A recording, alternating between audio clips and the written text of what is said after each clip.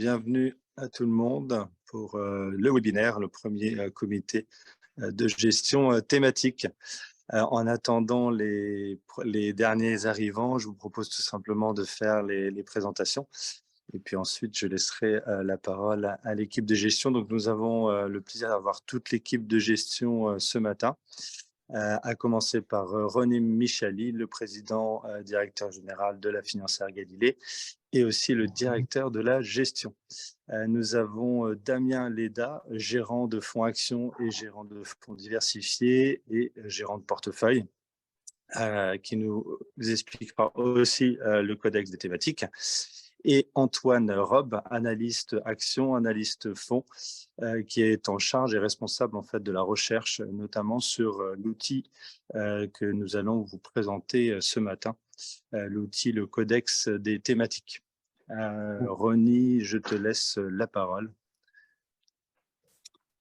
Eh bien, merci Com. Au sommaire, alors j'espère que vous m'entendez bien. Oui. Oui. Bon, on t'entend. tout se passe bien. Parfait.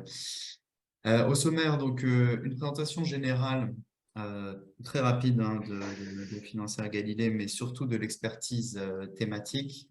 Ensuite, je passerai la parole à Antoine pour les indicateurs thématiques Galilée. Donc, réellement, le modèle quantitatif de sélection et d'analyse de thématiques qui, à mon sens, est unique et qui est le premier en France, qui nous permet de sélectionner et d'analyser les thématiques en leur donnant un prix et en allant regarder leur potentiel boursier sur les 25 thématiques que nous avons dans le codex des thématiques qui est notre modèle propriétaire. Et enfin, on prendra tous la parole de manière alternée sur les performances des thématiques des années précédentes et surtout en 2022, mais aussi les thématiques qui nous paraissent intéressantes pour l'année 2023. Voilà, donc je commence sur Financière Galilée, qui est une société de gestion de portefeuille qui a été fondée en 2000.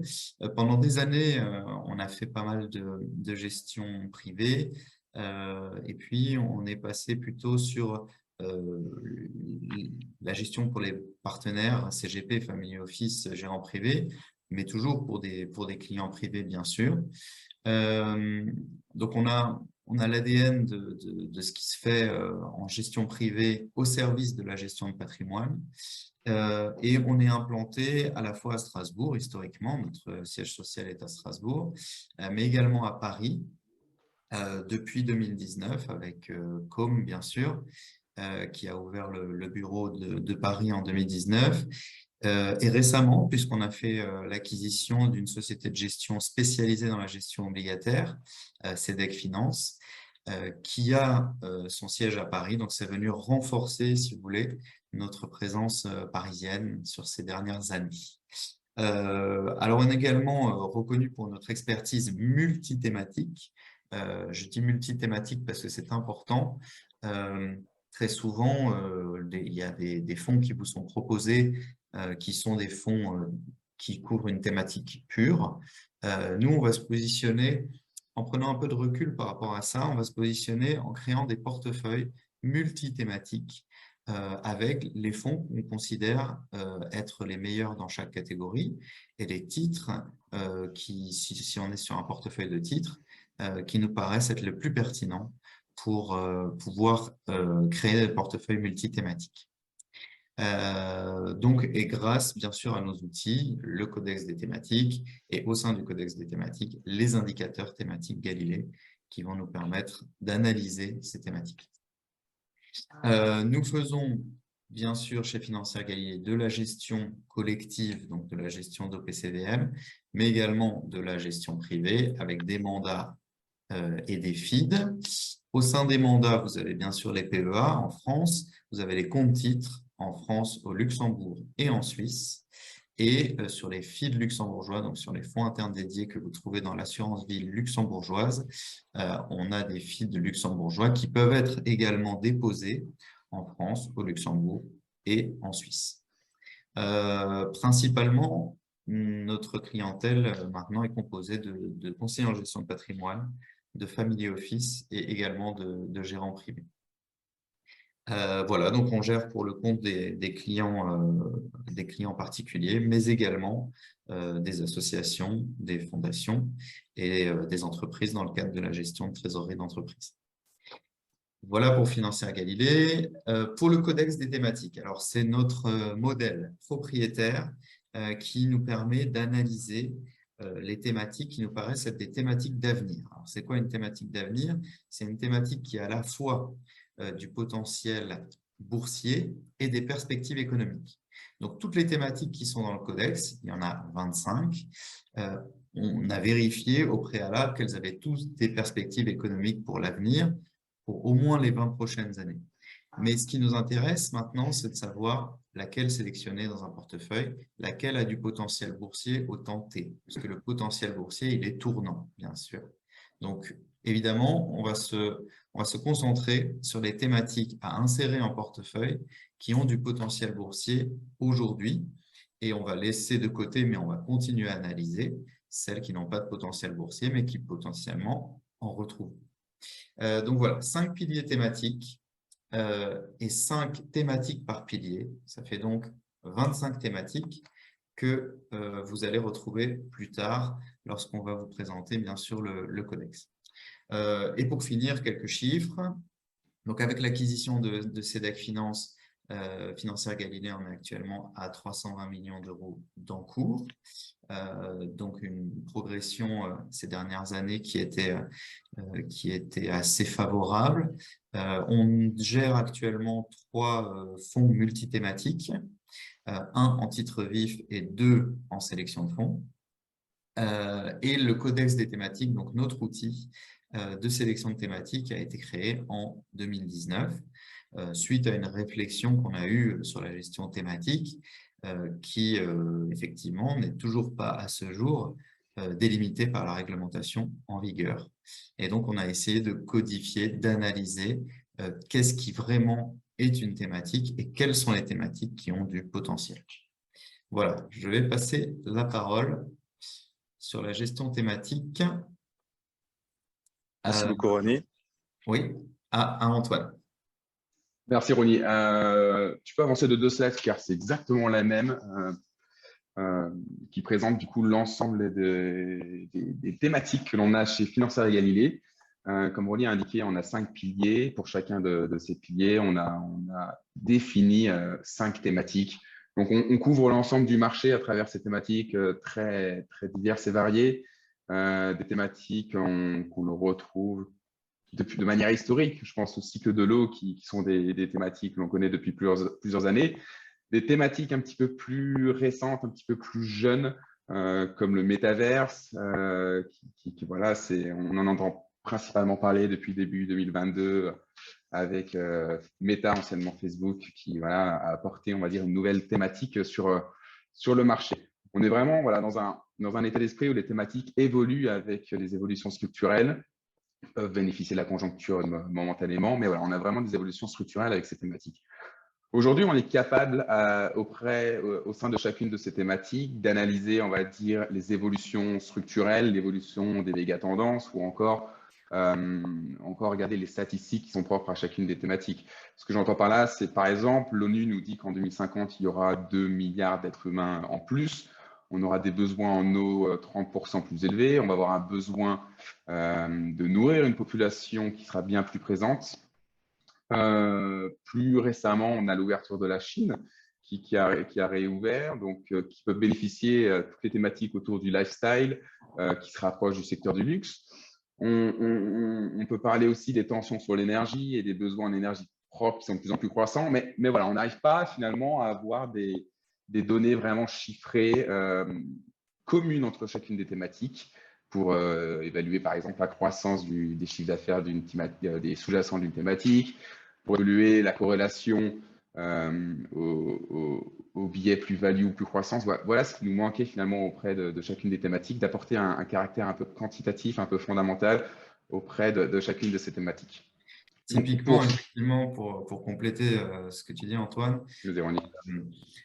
nos partenaires au fil de nos analyses, au fil de nos études sur les thématiques, nous ont demandé si on pouvait leur fournir finalement des données réelles pour qu'ils puissent savoir les thématiques dans leur portefeuille.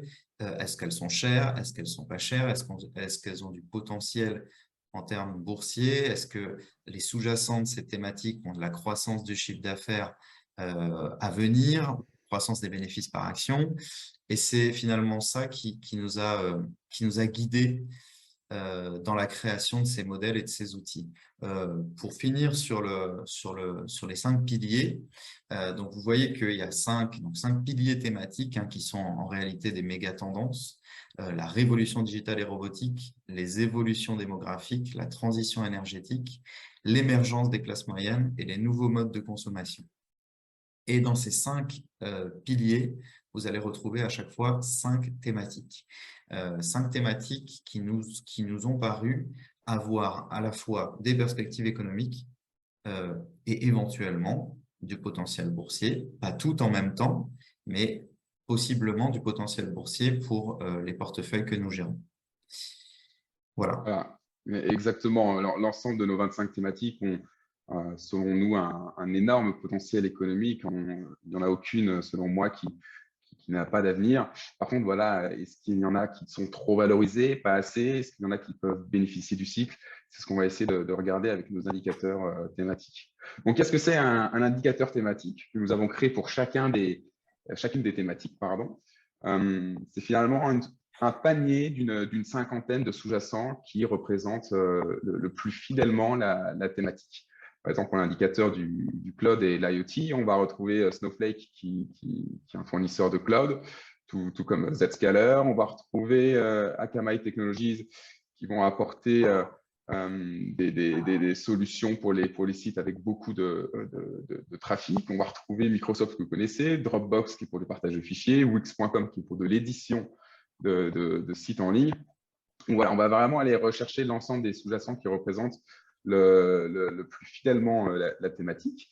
Et une fois que nous avons créé cet indicateur pour chacune de nos thématiques, Aurélie, tu peux passer, nous sommes capables d'effectuer finalement de simuler l'historique de la thématique, d'effectuer des analyses vraiment concrètes sur la thématique. L'indicateur du cloud et de l'IoT, on va être capable de regarder la performance sur les dernières années, mais aussi la volatilité. Vous vous en doutez, c'est une thématique qui est davantage volatile en comparaison au MSCI World, par exemple. On va être capable de regarder la valorisation des sous-jacents de la thématique et, in fine, la valorisation de la thématique elle-même. Donc, on regarde principalement le PI ratio avec les résultats attendus sur l'année suivante. On va pouvoir calculer l'endettement, on va pouvoir calculer les taux de croissance de chiffre d'affaires, de bénéfices par action, etc., etc. Et très intéressant aussi, on va pouvoir regarder la corrélation au style de gestion. Est-ce qu'on a une thématique plutôt value ou plutôt croissance? Alors, ça, on s'en est beaucoup, entre autres, on s'en est servi l'année dernière, notamment avec les anticipations de hausse des taux qui sont du coup une situation conjoncturelle. On a décalé petit à petit, enfin partiellement, nos portefeuilles vers des thématiques davantage value. Bon, l'ensemble des thématiques, bien entendu, on les détient sur le long terme, puisqu'on part du principe qu'elles ont tout un potentiel boursier qui est très intéressant. Même momentanément, on peut effectuer quelques arbitrages pour bénéficier de la conjoncture. Et ces indicateurs thématiques vont nous aider, vont fortement nous aider là-dedans, de vraiment comprendre la thématique en elle-même. Mais comprendre la thématique, être capable de la comparer à d'autres thématiques. Voilà, bon, vous devez vous demander comment est-ce qu'on arrive à construire finalement 25 indicateurs thématiques qui, chacun de ces indicateurs, contiennent 50 sous-jacents. Comment fait-on, nous, Financière Galilée, qui n'avons pas une équipe de 30 analystes thématiques derrière, pour définir quel sous-jacent appartiendra à la thématique, pour, tout simplement pour construire chacun de ces piliers, et surtout, comment faisons-nous pour le faire de manière objective et pas apporter notre biais dans notre biais cognitif dans la construction de l'indicateur. Je prends l'exemple de Veolia environnement. Certains vont le mettre dans la thématique cycle de l'eau, et bien entendu, d'autres préféreront le mettre dans la thématique recyclage et déchets. On verra plus tard que c'est pour le coup une société qui peut être présente à la fois dans les deux. Mais voilà, le but du jeu, c'est de créer des indicateurs de manière totalement objective qui représentent le marché. Nous avons plusieurs critères pour ce faire. Le principal, c'est l'overlap. Je te laisse une fois switcher. Nous allons regarder pour… reviens un peu en arrière. Parce que nous allons regarder pour chacun des sous-jacents, donc une liste de sous-jacents que nous avons construit en amont, combien de fois il va être représenté dans les fonds ETF de la thématique. Zscaler, par exemple, est présent dans l'ETF de First Trust Cloud Computing, dans l'ETF de Simplify, il est aussi présent dans le fonds Cloud Computing d'Evolve. On va vraiment regarder combien de fois chaque sous-jacent apparaît dans l'ensemble des fonds et ETF de la thématique. Forcément, plus un sous-jacent est représenté dans les fonds de la place, plus cela signifie qu'il représente fidèlement la thématique. Donc, on va vraiment enlever notre biais financier Galilée pour regarder comment le marché représente la thématique. Donc, ce critère d'overlap, nous allons le regarder sur l'ensemble des thématiques et des fonds. Et nous sommes capables, du coup, d'attribuer un poids d'overlap pour chacun des sous-jacents. Par exemple, Zscaler est davantage représenté dans les fonds de la thématique Cloud AI IoT que Snowflake, qu'il est davantage que Dropbox, mais qu'il l'est moins que Microsoft.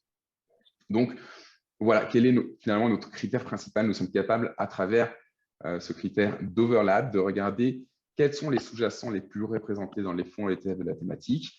Et un sous-jacent fortement représenté représente, in fine, fortement la thématique. Donc, chez nous, il aura un poids plus important. Et c'est comme ça qu'on arrive à avoir d'ailleurs une corrélation très importante avec tous les fonds ETF de la thématique, car nous avons créé un indicateur qui se base finalement sur la manière dont le marché entend la thématique. Donc, bien entendu, on a d'autres critères. On a la market capitalisation, on a le volume, on a la volatilité. Notre modèle va prendre de multiples critères pour construire un indicateur. Mais voilà, il faut vraiment garder en tête que c'est le fait d'aller regarder si un sous-jacent est présent, est davantage présent que ses pairs dans les fonds de la thématique, dans les fonds mondiaux de la thématique, alors pour nous, il représentera davantage la thématique. C'est comme ça qu'on a créé ces indicateurs à travers ce modèle cette dernière année et demie. Donc voilà, finalement, pour l'indicateur Cloud AI IoT, on arrive du coup à avoir nos composants. Il y en a une cinquantaine qui sont rebalancés de manière annuelle, bien entendu, puisque ça évolue de manière permanente.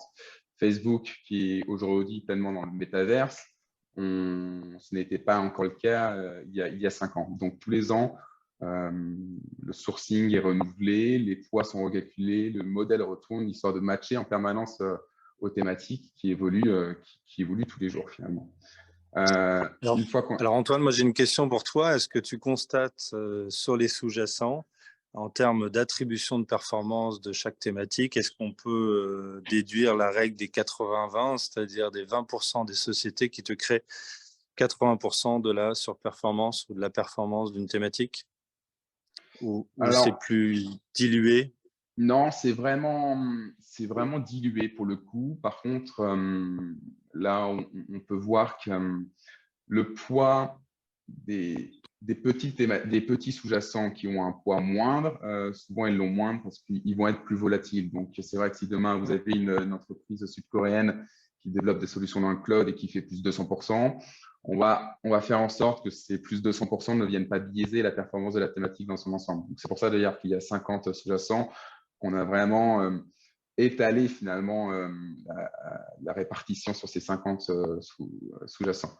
Après, bien entendu, hein, si demain vous avez Meta, Microsoft et Google en même temps qui annoncent créer un métaverse, l'ensemble de la thématique gaming et métaverse va fortement augmenter puisque tous les sous-jacents seront plus ou moins impactés. Mais voilà, on a vraiment un étalement de la participation aux performances. Cela dit, on rebalance une fois par an. Donc, si vous avez une thématique qui est lors du rebalancement, on va dire en milieu de portefeuille, et si celle-là performe davantage par rapport aux autres, winners are winners. Donc, on va la laisser progresser jusqu'à l'année suivante, on refera le rebalancement. Donc, c'est comme le font finalement les fonds et ETF. Hein, on essaie vraiment de garder cet état d'esprit d'un portefeuille, une sorte de micro-portefeuille qui représente la thématique. Donc là, si je termine, merci beaucoup.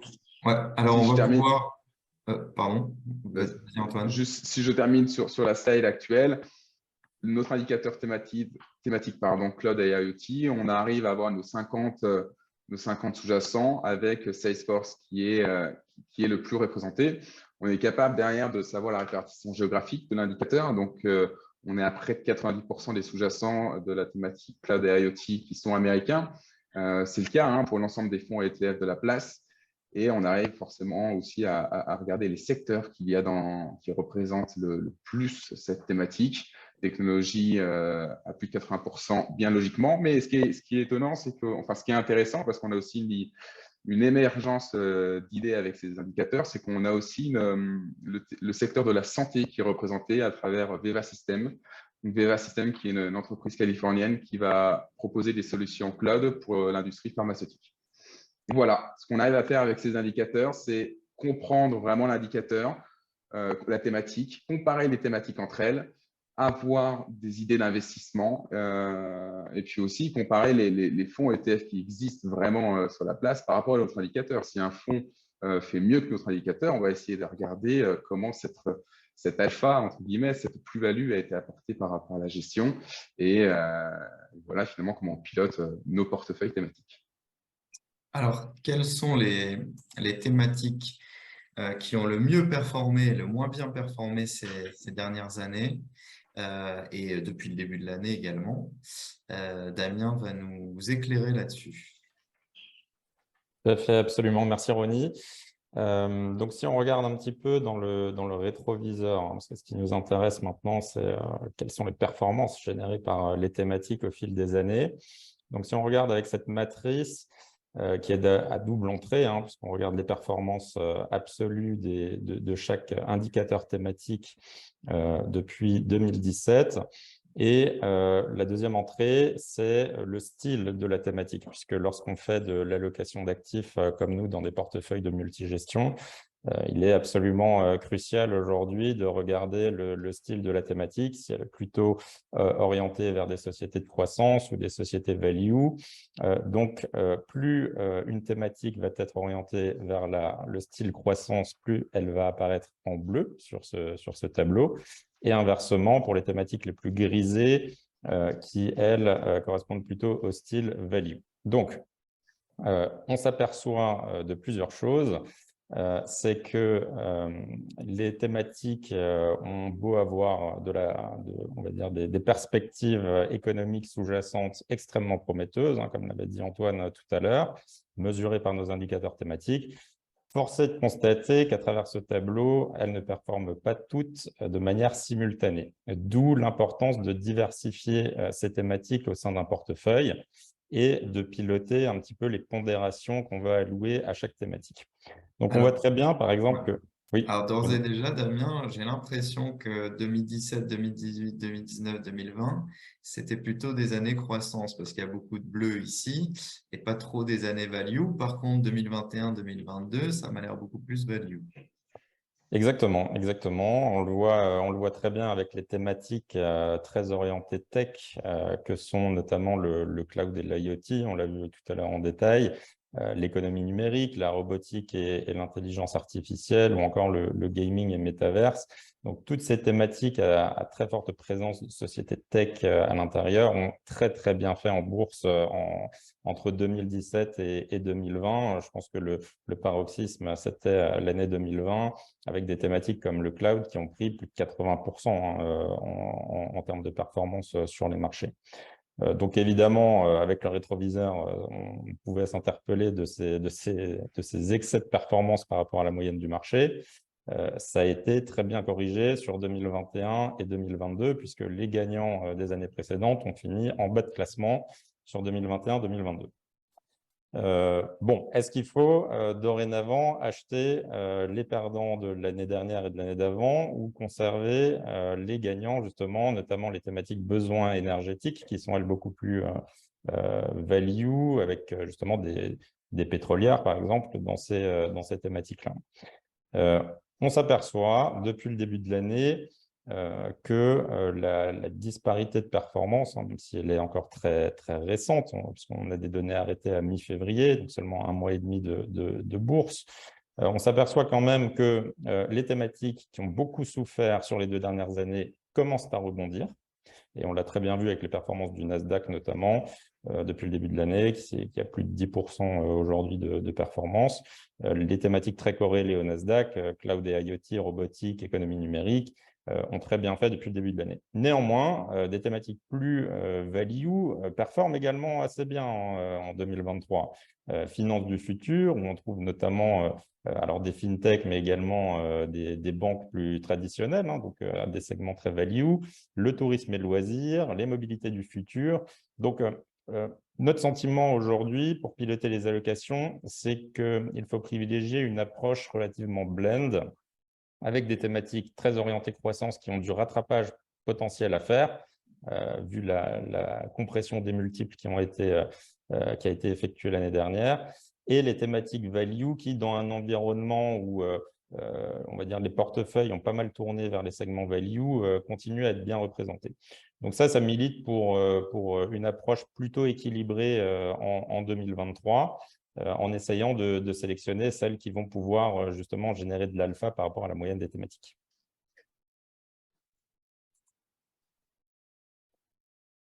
Alors, on va maintenant s'intéresser à 3 thématiques qu'on considère être des thématiques d'avenir, bien sûr, mais aussi qui nous paraissent avoir retrouvé pas mal de potentiel en bourse pour cette année 2023. Et je vais commencer par la thématique cybersécurité. Alors, la thématique cybersécurité, c'est une thématique assez jeune, mais qui évolue quand même dans un monde qui est désormais maintenant hyper digitalisé. Son importance a été catalysée sans aucun doute par le télétravail, parce que c'est pas tout de mettre les gens en télétravail, mais il faut les mettre avec des accès sécurisés, sur des clouds sécurisés. Et ça a été catalysé également beaucoup par l'IoT, donc l'Internet of Things, qui est évidemment la croissance exponentielle qu'on a vue sur les objets connectés, qui, bien sûr, ne doivent pas être piratés, ou les différents terminaux qui utilisent des connexions Internet et qui ne doivent pas être piratés. Donc, la cybersécurité a été catalysée par tous ces sujets-là, mais aussi par des nouvelles menaces, parce qu'on a des menaces qui nous viennent maintenant de pays différents, d'acteurs gouvernementaux, de sociétés plus privées qui sont à la solde, parfois d'États ou parfois d'organisations, et qui vont vouloir tout simplement jouer au jeu du gendarme et du voleur, qui vont vouloir effectivement leurrer l'internaute pour lui subtiliser des données et tout simplement pouvoir les revendre à l'internaute en question ou bien sur d'autres canaux. Et donc, c'est évidemment ça que les logiciels de cybersécurité, principalement évidemment, vont éviter. Donc, la disponibilité, l'intégrité, la confidentialité des données stockées, traitées et transmises, c'est vraiment quelque chose qui, bien sûr, dans les prochaines années, a beaucoup d'avenir et qui est une thématique que l'on ne peut pas négliger, d'autant que les sociétés ont fait des investissements colossaux lorsqu'il y a eu le confinement sur cette thématique, et évidemment, elles ne reviendront pas dessus du jour au lendemain, parce que c'est des investissements, des programmes d'investissement qui ont été décidés pour des années et des années. Alors, on a une croissance du marché de la cybersécurité en milliards de dollars qui est de 13% selon les estimations jusqu'en 2029. Donc, vraiment une thématique qui a l'un des plus forts taux de croissance dans les thématiques que l'on regarde. Rien que pour les 3 prochaines années, la croissance du chiffre d'affaires des acteurs qui sont dans l'indicateur thématique Galilée sur la cybersécurité, c'est 8% par an. Donc, c'est une forte croissance du chiffre d'affaires. C'est une thématique qui est très innovante parce que l'intensité de recherche et développement sur cette thématique, c'est quand même 19% du chiffre d'affaires. Donc, les sociétés réinvestissent 19% de leur chiffre d'affaires en moyenne dans la recherche et le développement pour pouvoir effectivement croître et inventer de nouvelles techniques dans un environnement qui est très, très mouvant et qui est, où les cybercriminels ont souvent un coup d'avance. Donc, une corrélation avec le MSCI World de 0,67. Donc, effectivement, très corrélé, c'est 1, c'est parfaitement corrélé. Anticorrélé, c'est -1, si vous voulez. Et donc, 0,67, on est sur une corrélation qui reste forte avec les marchés actions, c'est normal, mais qui n'est pas non plus extrêmement forte. Donc, c'est une thématique qui peut venir décorréler un portefeuille si, bien sûr, elle est mise en harmonie avec d'autres thématiques qui sont décorrélées de la cybersécurité. Alors, trois sous-jacents qui nous intéressent sur cette thématique. Très rapidement, donc il y a effectivement il y a Fortinet, qui est finalement une multinationale américaine et qui conçoit et qui commercialise des logiciels, des équipements et des services de cybersécurité comme des pare-feux, des antivirus. C'est le 4e acteur au monde sur le sujet, sur la problématique de la cybersécurité. Donc ça, c'est premièrement. Deuxièmement, Cisco Systems, que je pense tout le monde connaît. Initialement, une société qui était dans les routeurs, dans les commutateurs à Ethernet et qui maintenant, en fait, s'est transformée pour aller vraiment adresser le marché de la cybersécurité et surtout des serveurs. Et enfin, Splunk, qui est également multinationale américaine, qui produit plutôt des logiciels de recherche et d'analyse de data pour la cybersécurité. Et donc, c'est des sous-jacents qui reviennent très souvent dans les indicateurs thématiques Galilée que nous avons créés. Enfin, qui reviennent dans l'indicateur thématique puisqu'ils ont des occurrences dans les fonds et les ETF que l'on regarde. Alors, 3 solutions pour les fonds. On a le fonds WisdomTree Cybersecurity, qui est un fonds qui traque un indice Nasdaq cybersécurité, mais qui a le mérite d'être SFDR 8, et donc qui respecte les critères ESG, qui met en avant effectivement une politique responsable. On a Rise Cybersecurity and Data Privacy, qui est aussi un ETF. Il y a pas mal d'ETF sur cette thématique, qui a des performances qui sont assez sympathiques ces dernières années. Je vous laisserai éventuellement regarder. Et puis, on a créé plus récemment, mais pour les adeptes de la gestion en direct, on va dire, des adeptes de la gestion classique avec un gérant. Le gérant de Allianz, en tout cas le gérant du fonds Allianz Cybersecurity, nous a paru assez intéressant à regarder. Évidemment, on n'a pas le temps aujourd'hui d'analyser ces fonds et ETF, mais si jamais vous avez une question, vous pouvez nous contacter, puisqu'on va bien sûr, dans le cadre de nos analyses, faire toute l'étude sur les ETF et les fonds qui composent le gisement de la thématique et essayer d'aller choisir les meilleurs. Alors ensuite, nous avons le cycle de l'eau. Exact. Cycle de l'eau. Alors déjà, pourquoi on appelle cette thématique cycle de l'eau et non pas thématique de l'eau tout simplement? C'est pour mettre en avant le fait qu'il y a vraiment un cycle avec cette or bleue. Que ça soit à la source, il y a des entreprises qui sont présentes à la source dans l'environnement, voilà, pour vraiment avoir accès à l'eau. On va avoir toute l'industrie du traitement aussi pour assainir finalement pour l'eau. On va avoir la distribution, le stockage et la distribution de l'eau, donc que ça soit pour on va dire pour directement des êtres humains pour boire directement, que ce soit pour l'industrie agricole et pour le bétail. À titre d'information, 70% aujourd'hui de l'eau douce est utilisée pour le secteur agricole. Et pour produire 1 kg de bœuf, si je ne me trompe pas, on doit être à peu près à 1500 litres d'eau. Donc, du début du cycle de vie de l'animal jusqu'au moment où il arrive dans votre assiette. On a aussi la récupération de l'eau, le traitement des eaux. Donc voilà, on a vraiment un cycle et puis beaucoup de sous-jacents qui sont touchés à travers cette thématique de l'eau. C'est une thématique qui est structurelle, internationale et transversale. Pourquoi structurelle?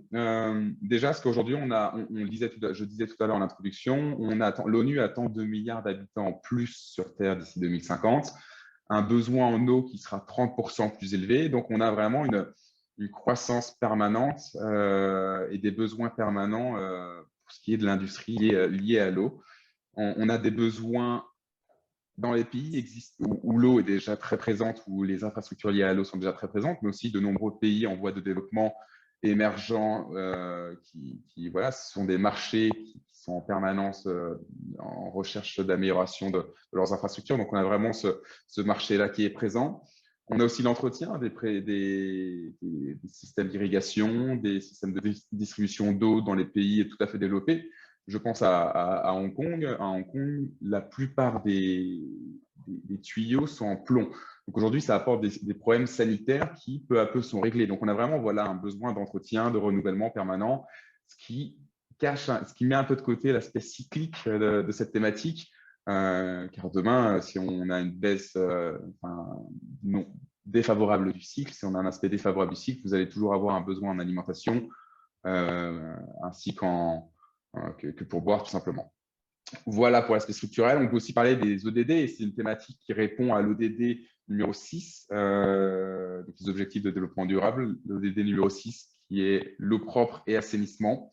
On peut aussi parler de l'ODD numéro 3 qui est pour la bonne santé et le bien-être, l'eau qui forcément est très utilisée, enfin très présente dans cette ODD.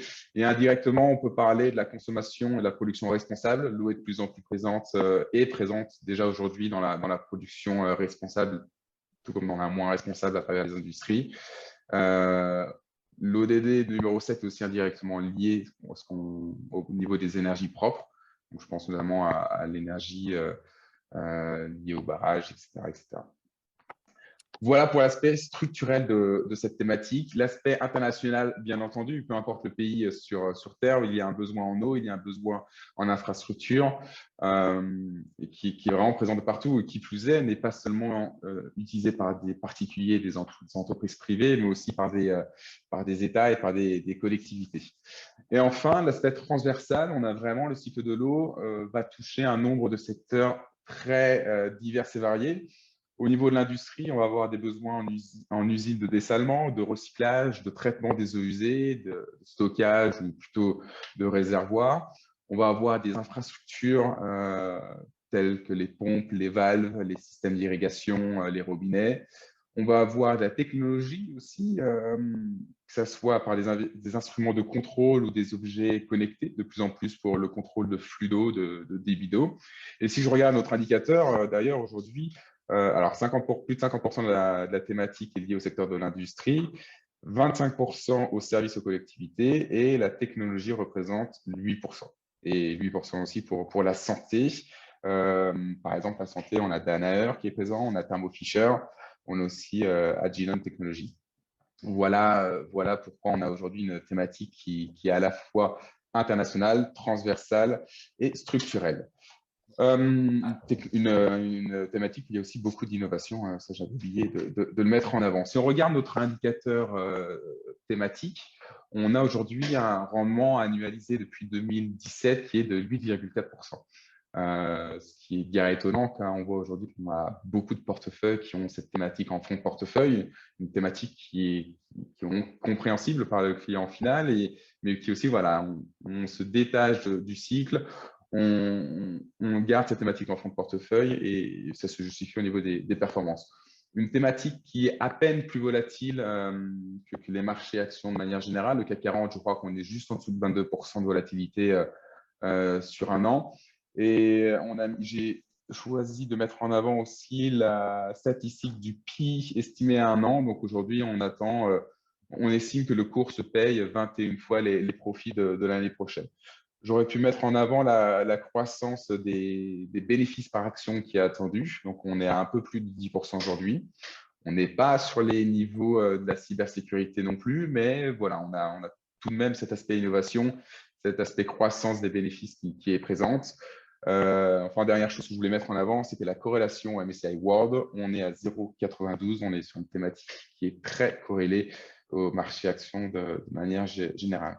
3 sous-jacents que l'on met en avant. On a Xylem qui est dans la gestion et la distribution de l'eau aux États-Unis, qui est par ailleurs le premier sous-jacent de notre indicateur thématique qui représente 4,5%.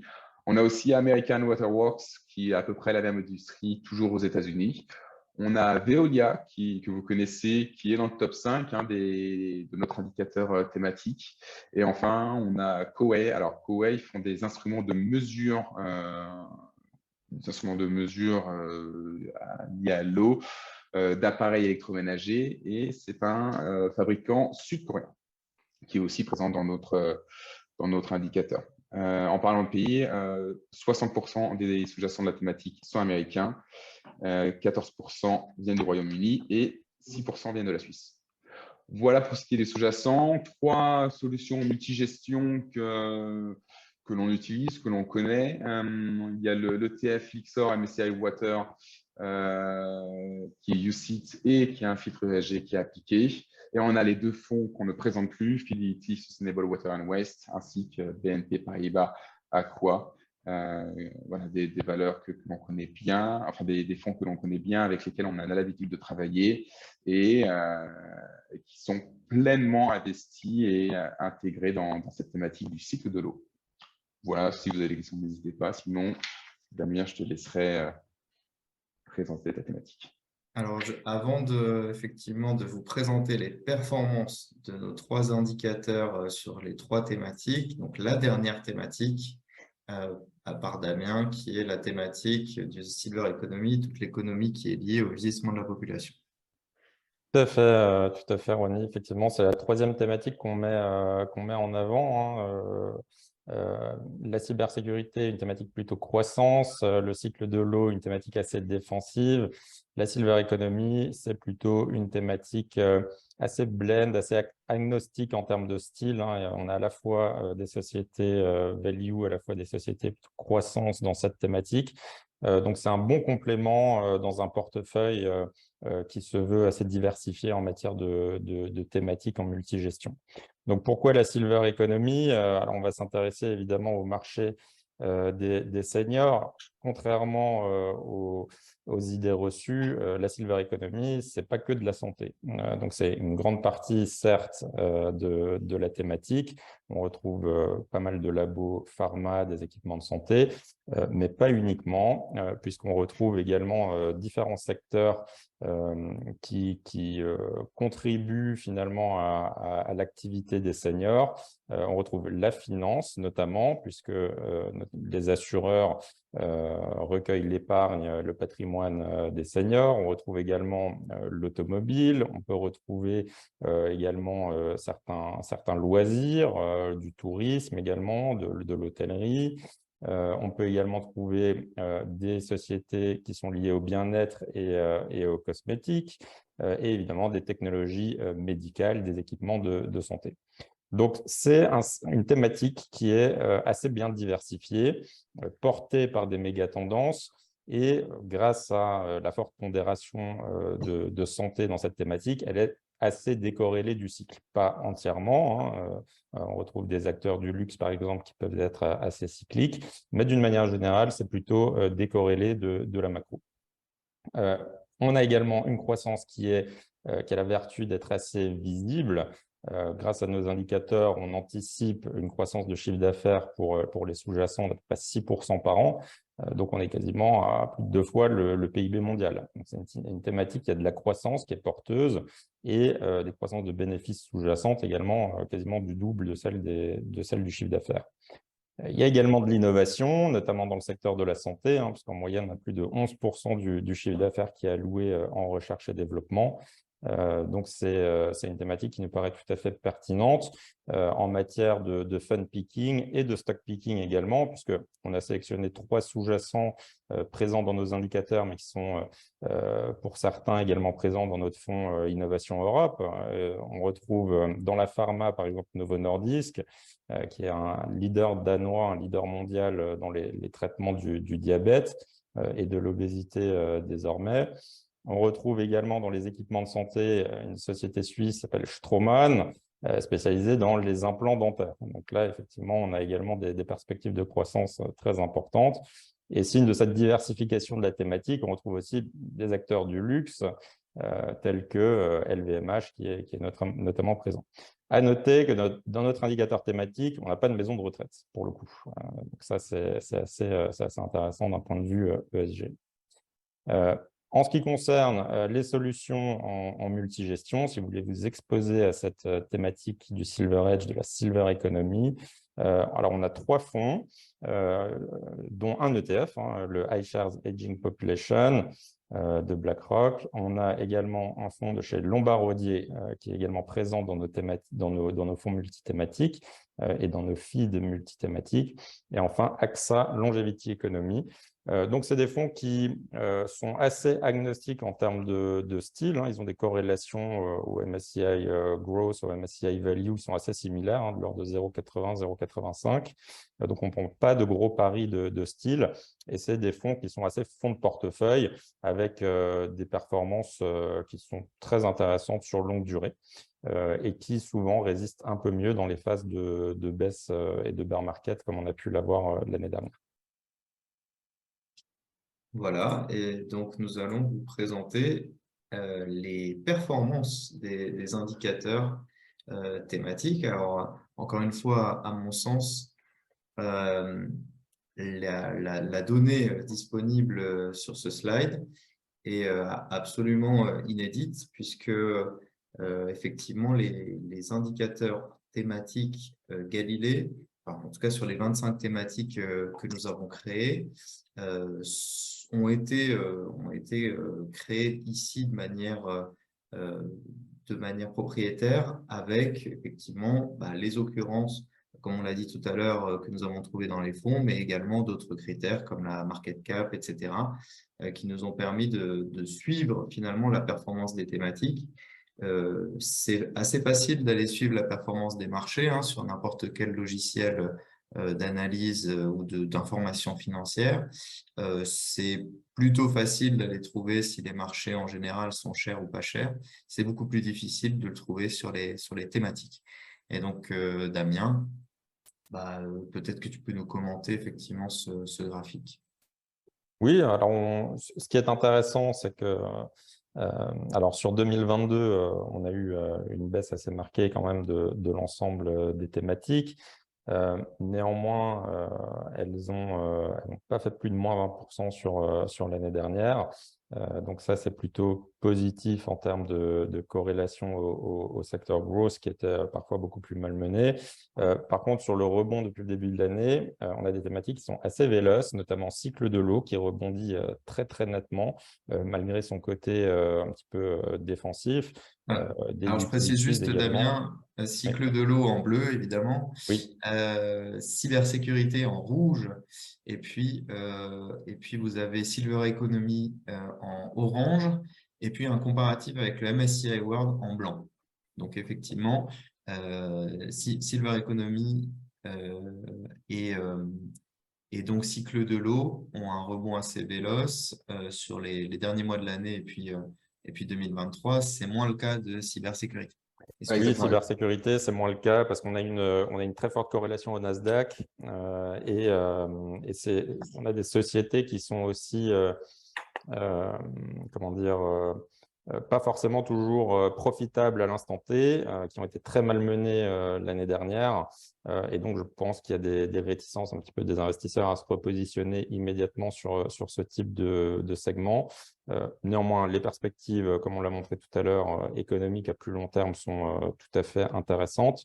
Mais je pense que pour le timing, on aurait des décisions de banque centrale et d'éventuels pivots de la Fed qui sont déterminantes pour une reprise plus durable de ce genre de segment? Je ne sais pas si tu l'avais précisé, Ronnie, mais c'est en basse 100, hein, en basse 100 sur les 2 dernières années, histoire de comparer. On Ouais, a un effectivement. historique qui est bien plus important, hein, mais ce qu'on trouvait intéressant de mettre en avant les 2 dernières années. L'année sur les 2021, très haussière hein, sur les marchés, puis l'année 2022 plutôt baissière. Effectivement, sur les 2 années, on voit que c'est la thématique cycle de l'eau qui effectivement est devant, suivi de Silver Economy et suivi de cybersécurité qui a bien sûr beaucoup souffert, comme toutes les thématiques plutôt corrélées à la croissance, mais surtout à la tech, l'année dernière. C'est pour ça que j'ai choisi de présenter cycle de l'eau. Dernière chose que je voulais ajouter, c'est les indicateurs nous apportent beaucoup de chiffres, vraiment, d'analyse. Donc, c'est un modèle qui est plutôt quanti, mais qui se base sur des données quantitatives, mais qui nous apporte des analyses fondamentales. Et on partage dorénavant de manière hebdomadaire, tous les jeudis, un chiffre sur une de nos thématiques. On a présenté les énergies propres la semaine dernière. On va parler de la cybersécurité cette semaine. Mais voilà, sachez que toutes les semaines, maintenant, on partage un chiffre qui est issu de nos données thématiques, voilà, qui apporte un petit peu un pan différent pour ce qui est de l'approche d'analyse thématique. Absolument. Donc, on va bien sûr vous remercier pour votre écoute et si jamais il y en a qui ont des questions, alors je vois déjà quelque chose sur le… Alors, il y a une Oui. question, alors c'est très simple, hein, il y a une question d'une personne qui voulait savoir ce qu'était un ETF. Donc, c'est un Exchange Trade Fund. C'est un fonds, hein, tout simplement, qui a une cotation en continu. Donc, ça permet en fait de l'acheter, de le vendre sur le marché à n'importe quel moment. C'est un fonds qui va traquer un indice. Alors, l'ETF, il peut traquer un indice classique, hein, comme le CAC 40 ou le S&P 500 ou autre. Et il peut traquer un indice modifié. On parlera à ce moment-là de Smart Beta. Un indice voilà, qui va traquer, par exemple, que les actions les moins volatiles du S&P 500. Donc, on aura très certainement un ETF Low Volatility S&P 500 ou encore un ETF qui va garder que les valeurs croissance d'un certain indice ou un ETF qui va garder que les valeurs value. Donc, on peut avoir effectivement un ETF tracker d'un indice classique ou un ETF tracker d'un indice modifié. Et à ce moment-là, on parle de Smart Beta. Moi, je voulais juste rajouter, donc cette gestion multithématique, nous sommes capables de les gérer sous n'importe quelle forme d'enveloppe, hein. C'est-à-dire que ce soit des mandats de gestion, des fonds internes dédiés au Luxembourg, des fonds dédiés UCITS 5 français, des PEA, soit en multigestion ou même en titre vif. N'hésitez pas, si vous avez des demandes très spécifiques de clients qui souhaitent une seule ou 2 ou 3 ou 5 thématiques bien spécifiques, on peut les gérer à travers des fonds d'investissement, mais directement des titres vifs, puisqu'on récupère en fait tous les sous-jacents des thématiques, avec le suivi en termes de valorisation, de PE ou de liquidité. Une petite précision pour ceux qui ont des questions. Je peux, si vous demandez sur le chat ou si vous levez la main sur le logiciel, je peux activer vos micros. C'est peut-être plus simple pour poser les questions. Alors, il y en a d'autres qui sont arrivés par le chat. Quel est le montant minimum? C'est Nicolas qui nous pose la question. Quel est le montant minimum à vous confier pour la gestion sous mandat? Alors, Ronnie, je te laisse répondre. oui, ça dépend des dépositaires des pays. Ça dépend des pays déjà. Si on est en France, au Luxembourg et en Suisse, c'est pas pareil. Et ça dépend des enveloppes que l'on choisit, si c'est du compte-titre, du PEA ou de l'assurance vie. Schématiquement, on va avoir en France une multigestion chez nous accessible à partir à peu près de 75 000 euros, 100 000 pour les titres vifs. Au Luxembourg, ce sera plutôt 100 000 pour la multigestion et 150 000 pour les titres vifs. Et en Suisse, bon, il faut quand même des montants un peu plus importants parce que les dépositaires suisses sont un peu plus chers. Maintenant, c'est vrai qu'on a négocié des tarifs qui peuvent faire en sorte qu'à partir de 300 000 euros sur un dépositaire suisse, ça peut valoir le coup de le choisir si c'est pertinent, bien sûr, pour le patrimoine du client et pour les placements tels que c'est dans sa stratégie patrimoniale. Pour les FID, c'est les minimums des assureurs qui s'appliquent. Donc, 125 000 pour les assureurs les plus cléments et 250 000 pour les FID, pour les assureurs qui sont un petit peu plus exigeants. Voilà. On a également une question de Paul. Combien de titres constituent l'univers total des 25 thématiques? Et intégrez-vous des small cap et des mid cap? Je vais laisser Antoine répondre. Alors, on va avoir plus ou moins de sous-jacents selon la thématique. C'est une thématique qui est importante, qui est reconnue par beaucoup d'acteurs du marché ou non. Des thématiques plus jeunes, on a moins de sous-jacents, mais dans tous les cas, on sélectionne les 50 sous-jacents qui représentent le plus fidèlement la thématique. Donc, ce qui fait que grosso modo, moi je me rappelle, je travaillais récemment sur le défi alimentaire, on avait à peu près 350 sous-jacents et après avoir fait tourner d'autres modèles, parmi ces 350, c'est les 50 les plus représentatifs qui ressortaient. Pour ce qui est de la question sur les small cap, alors bien entendu qu'il y en a. Là, je viens de regarder sur la thématique des mobilités du futur. On a 2% de small cap, ce qui n'est pas énorme, mais elles sont présentes. Dans ces 2%, on a Ballard Power Systems, qui est l'entreprise canadienne qui crée des batteries, des piles à combustible, ainsi que Yusa, qui est une entreprise japonaise qui crée des batteries aussi. On a des thématiques comme tout ce qui est gaming et métaverse. On a choisi de récupérer les deux parce qu'il y a beaucoup d'acteurs de développement, d'éditeurs de jeux vidéo qui ont été proactifs dans tout ce qui est la création de métaverse. Donc, dans cette thématique-là, on a beaucoup plus de small cap, en effet, tout comme on a beaucoup plus d'entreprises sud-coréennes et japonaises qui sont représentées dans cet indicateur. Donc voilà, grosso modo, une pluralité d'acteurs par thématique ont choisi les 50 les plus représentatifs. Et oui, il y a des small caps au sein de chacune des thématiques. Les plus jeunes, les moins matures vont avoir davantage de small caps naturellement. Voilà, et puis après avoir fait ce travail, bien sûr, de sélection des valeurs, on l'a déjà dit, mais je le répète encore, regarder donc la performance de la thématique, la volatilité, sa cherté avec le PER de la thématique, et puis éventuellement également la dimension ESG, plus ou moins ESG de la thématique en question. Oui, on n'en a pas parlé, mais on a aussi du coup l'analyse ESG qui est appuyée, qui arrive en Tout à fait. Est-ce qu'il y a encore des questions? Je peux vous démuter si vous le souhaitez.